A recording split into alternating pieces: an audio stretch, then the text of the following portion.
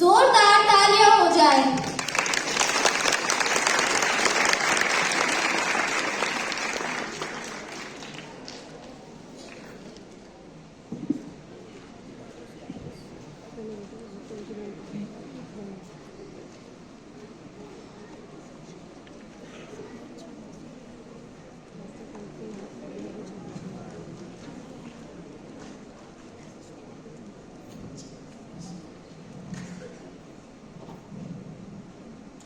ना कोई सीमा रहेगी, ना कोई ज्ञान रहेगा।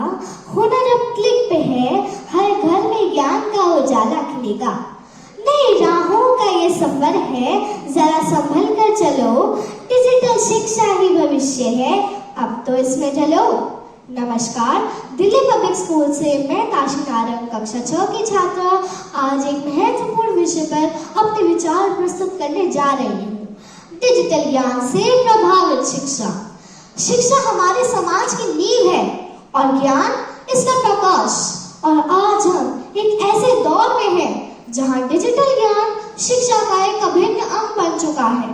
लेकिन डिजिटल शिक्षा का नाम लेते ही कुछ समस्याएं हमारे मस्तिष्क में उभर कर आती हैं, जो है ध्यान भटकना, एकाग्रता में कमी, सामाजिक और व्यवहारिक कौशल का अभाव, शारीरिक और मानसिक स्वास्थ्य।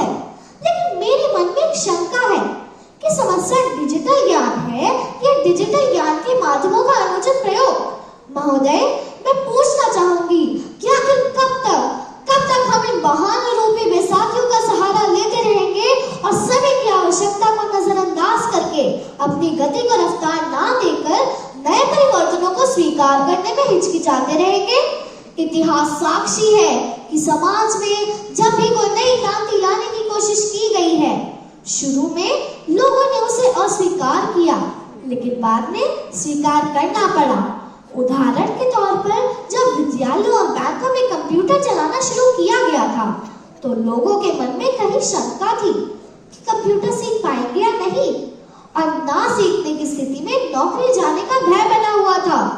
परंतु आज बिना कंप्यूटर के विद्यालय या बैंकों तो क्या, किसी भी संस्था की कल्पना भी नहीं की जा सकती।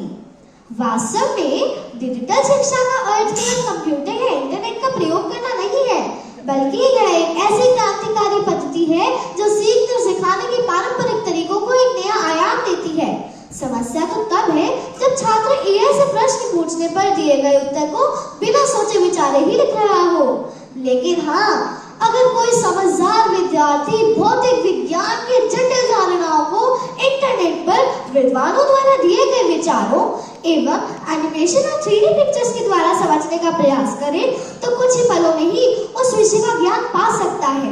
इंटरनेट जानकारी का एक सागर है, जिसमें ज्ञान रूपी मोतियों को पाने के लिए विद्यार्थी को उसकी गहराई में गोता लगाना होगा।